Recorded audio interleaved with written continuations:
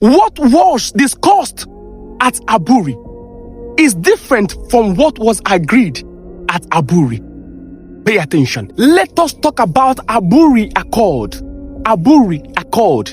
A lot of people have been requesting, Town Crier, talk about Aburi Accord. What does a name that has everything to do with Ghana concerns Nigeria? Why? Pay attention. Aburi happens to be right here in Ghana, in the eastern region of Ghana.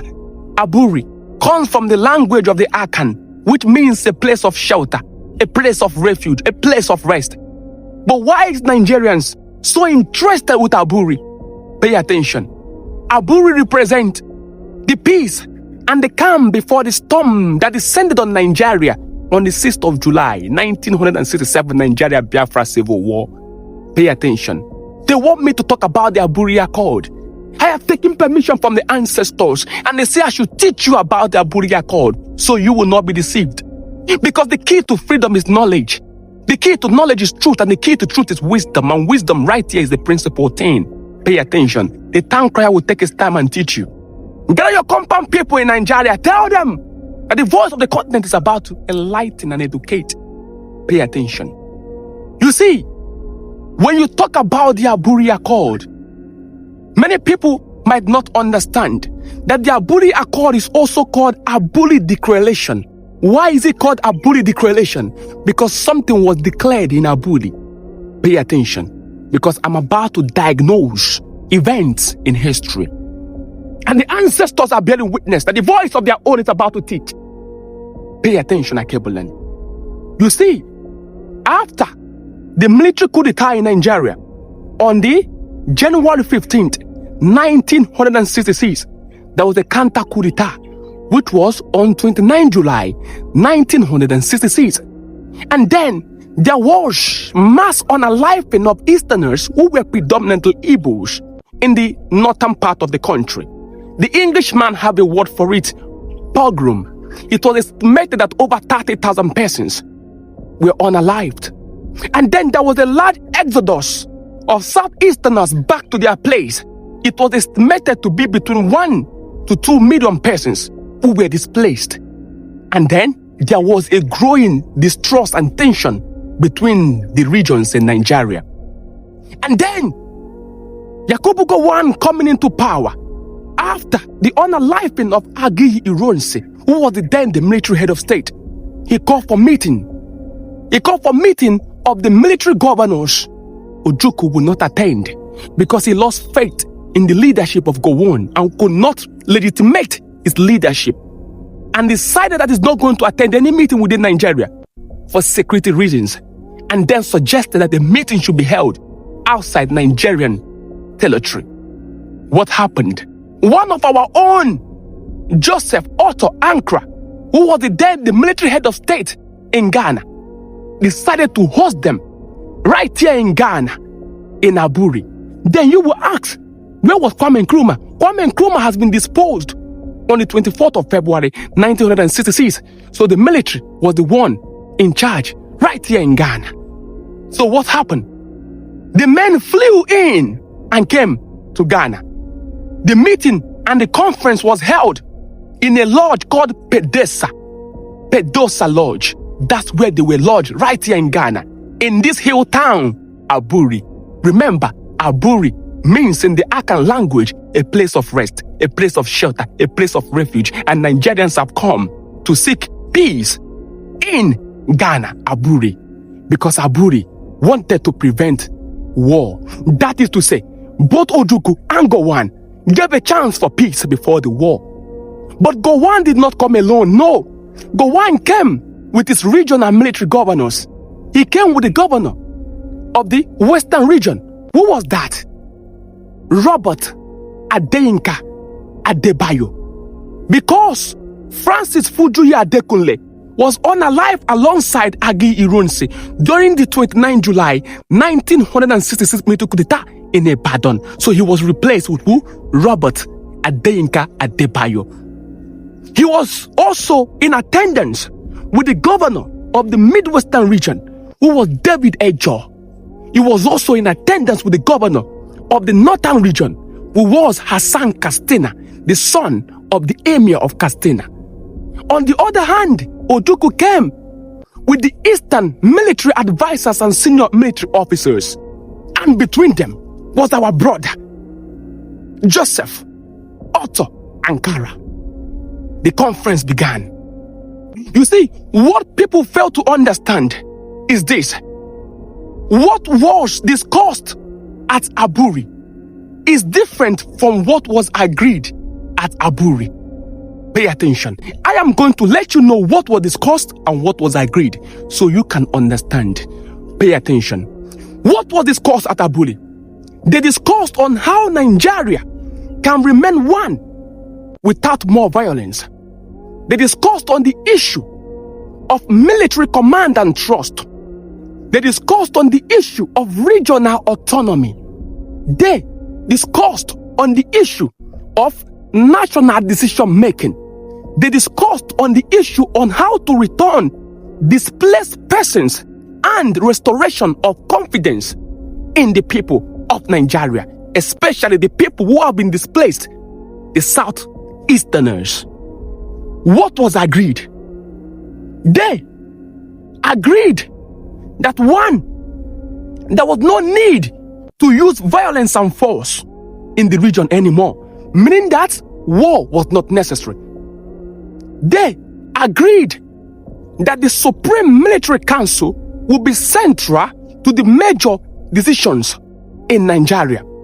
They agreed that regions will have significant authority in their internal affairs. They agreed that military arrangement will be adjusted to reduce fear and to improve control.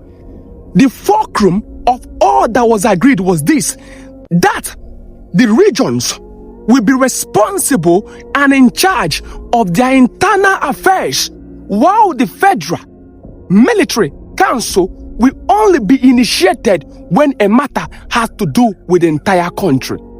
The last but not least, they agreed that the understanding reached at Aburi will be translated into a legal administrative action, meaning that the understanding, the agreement reached at Aburi will be translated into law or decree.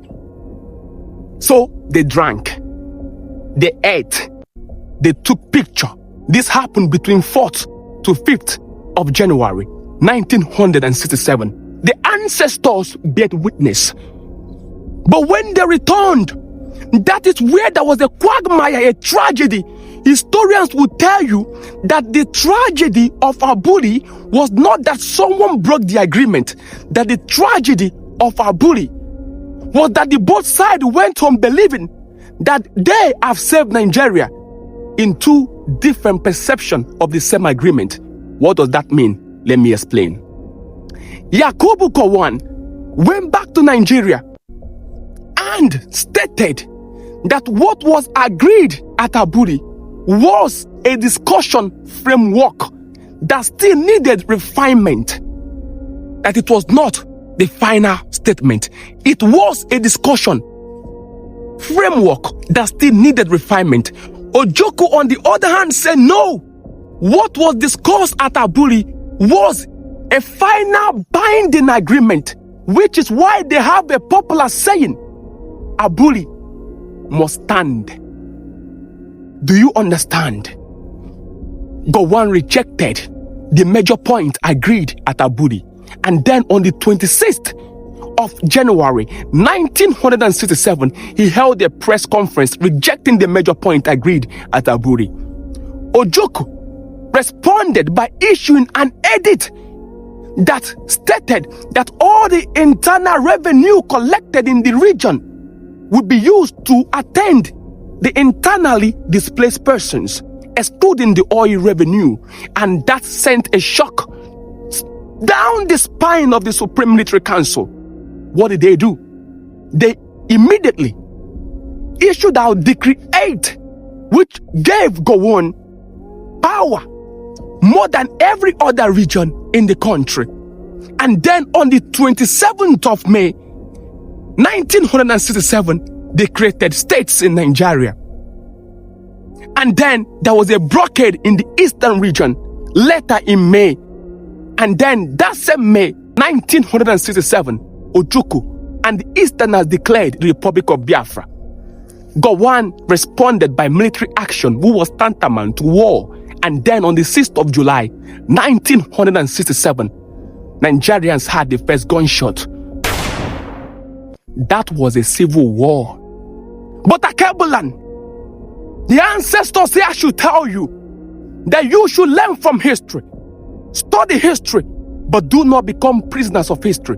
Ask yourself, why is it now that election is in sight that they are bringing the issues of Aburi Accord? They want to divide you.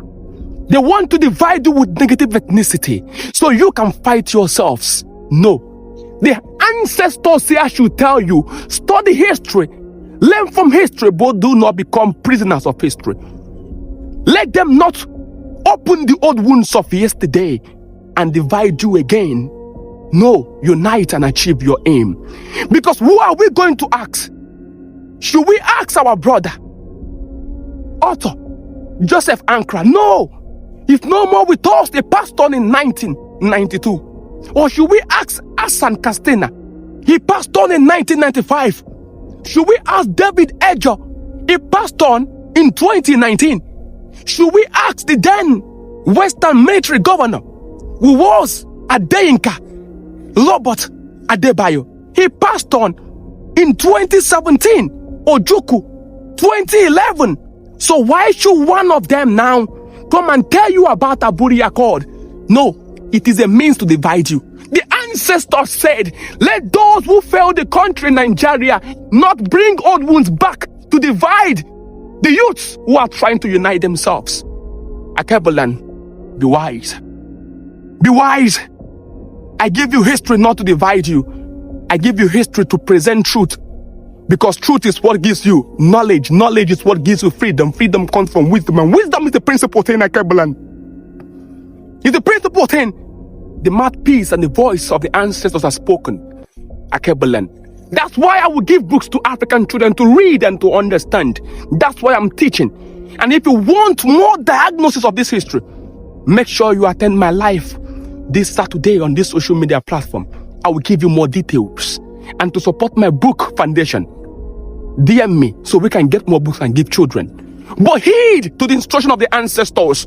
Study history, learn from history, but do not become prisoners of history. Don't let them divide you. Akebulan, wisdom is the principal thing. Hiya, okorochinoko, iyeke molo. Hiya. Aha.